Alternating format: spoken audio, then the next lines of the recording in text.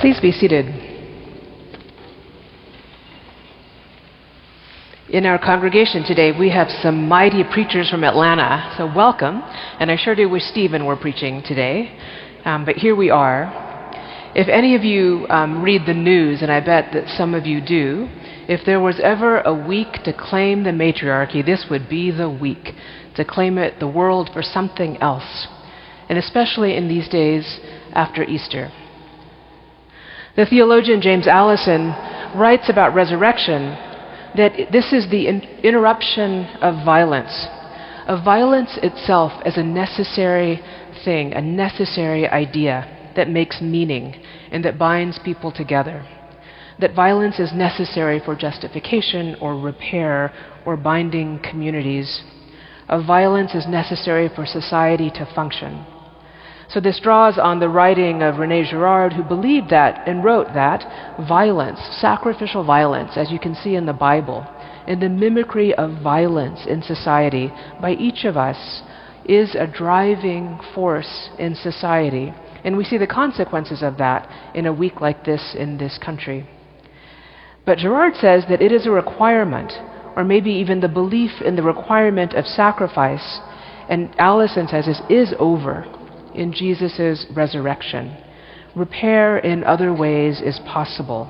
God rebukes the idea of sacrifice in the resurrection of Jesus, the sacrifice of human bodies or animals, of sacrifice and violence. And this is sort of illustrated in the reading from Luke today, a little bit of a stretch, but not much. This is the reading assigned also on the evening of Easter, wonderfully because it happens on the evening of the resurrection. Two followers of Jesus are walking away from Jerusalem towards a village called Emmaus, a short 7 miles away. If you were to walk 7 miles from here on Good Friday, you would get to the Bronx, or in the other direction, you'd get to Queens, or you could get to New Jersey, or if you stayed in Manhattan, you would be in the financial district. So they're on their way to Wall Street, essentially, not far at all. Maybe they had walked over that day because the news had gotten to them. Maybe they had gone all the way to Jerusalem to see what was going on. Or maybe they had been in Jerusalem for the Passover. Or maybe they had heard about the trial and hurried, but then stood at a distance to watch. In horror, no miracle came that day. Or maybe they had shouted Hosanna in the highest and thrown down a really good tunic. Today they are walking away, anonymously, and maybe talking about what everyone is talking about. They say that this Jesus, whom they were sure would save us, what scandal is this? We were sure. You should have seen him. The sick were healed, the lame could walk, the blind could see. You should have heard him speak like honey. You would have believed we were made for one another if you had heard him, that we could be free, that there was something more powerful than Caesar and Rome and our defeat, and God wanted that for us, that our hunger could be fed. He fed us, that all of the widows of imperial war and our forced back-breaking war and work and labor would be cared for. He convinced us that we could care for one another, that we could choose to love one another because he said he loved us like God loved us and loved him. Did you not hear about him? They asked Jesus. He said in public in front of many that there was more to this life than the love of Caesar. Even for us who already knew that, we couldn't say that. We all know that. But who would dare to say it out loud in these times? We might be detained or stopped. Who would dare? And then they killed him. And then some of the women told us that they saw angels who said that he was alive. Have you really not heard any of this? It's interesting that they don't say the women saw him, because in Luke, in the story just before, the women see him and say they saw him. Cleopas doesn't say that. But it is still a mysterious story, and maybe a stranger would have thought they were even crazier than they already were if they said the women saw him alive. He talks to them, but still a great mystery. The talk of the followers of Jesus, the talk of the town, it seems. This is the first time that we get a story in the Bible of what it is like to be a follower of Jesus in those first days.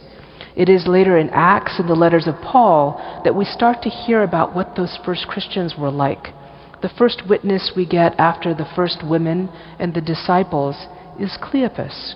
Like Thomas, he hears a story of an empty tomb, of a sighting of Jesus, and you can hear in the reading, he is at the least not ready to tell a stranger what he thinks about it. What strange happenings. Jesus then does not tell them that he's the guy, it's me guys, look again. That would have been a good response right then. Poor Cleopas. Don't those weary strangers deserve just that? Instead, he walks them through what we call salvation history.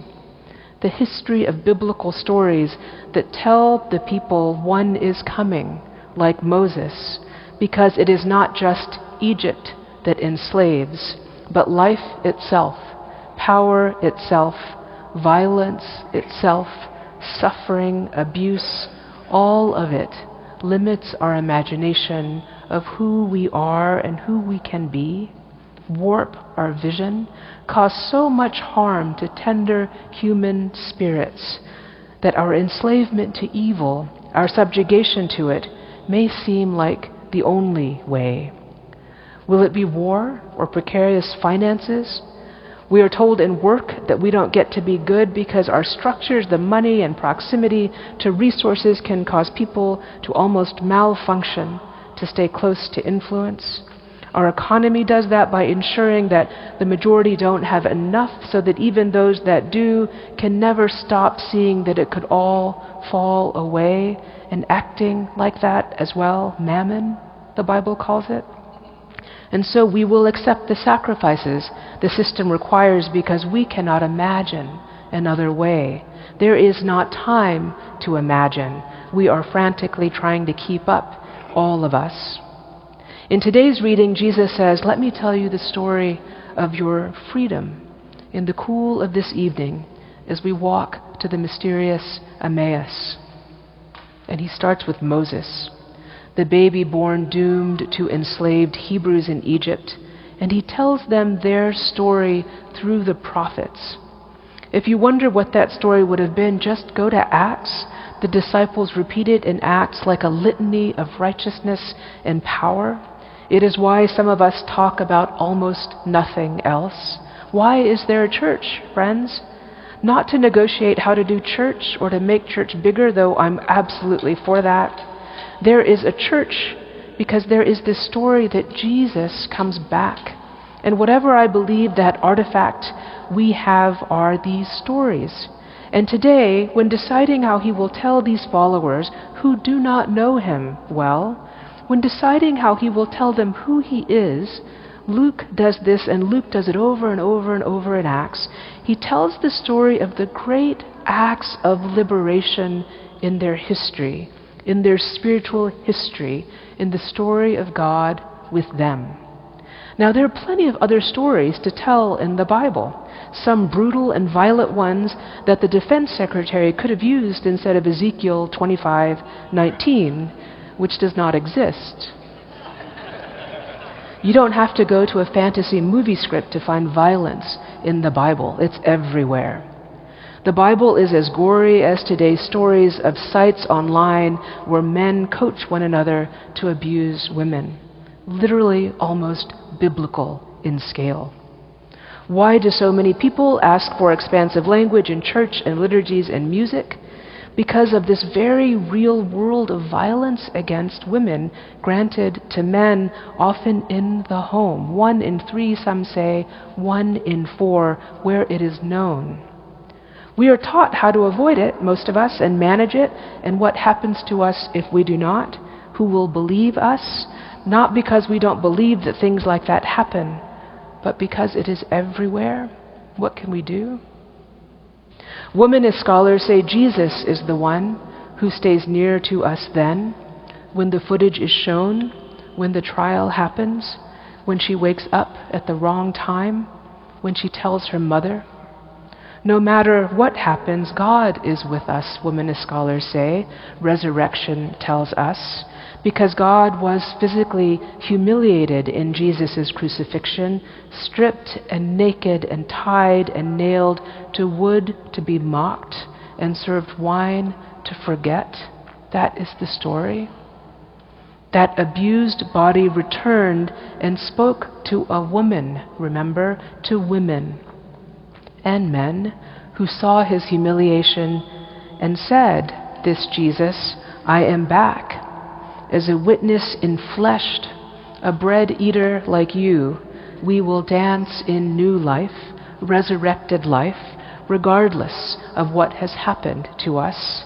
They tried to sacrifice him, but he returned and remained with the humiliated ones. He returned to remain with the humiliated ones. And he tells Cleopas today, we have always believed, like Moses and Isaiah and Jeremiah and Zephaniah and Amos, that God shows us another way, not at a remove from the terror of bombs and the disappearing of people and the humiliation of bodies, sometimes very, very close to us, as we are learning this week, within families supported by internet coaching. God demands another way. No fantasy of sacrifice, no sacrifice itself. The horrific stories of the deaths of Serena Fairfax and Nancy Matea Brown by their husbands. Crimes of passion, we call it, or is it called a sacrifice? Like the history of child sacrifice, some perverse way of projecting disgust and rage of self onto another and purging it. Like war, like genocidal violence, like the hatred of a gender, like the displacement of rage at the small minority of trans people just trying to live their lives, murderous rage. Friends, Jesus comes to deny that logic. While there is evil, evil tells us evil lives, evil tells us lies. Lies that war is an acceptable sacrifice, that the death and resurrection of Jesus tells us that it is God at stake in violence. God is to be found weeping in Gaza and the West Bank this morning, in Lebanon with an old woman who has lost everything in a bombed-out block in Iran, over on Threads where women are naming their rapists. God stands there in all of the crosses of today and resurrected proclaims that this is not the end of the story. God promises us that this is not the end of our story.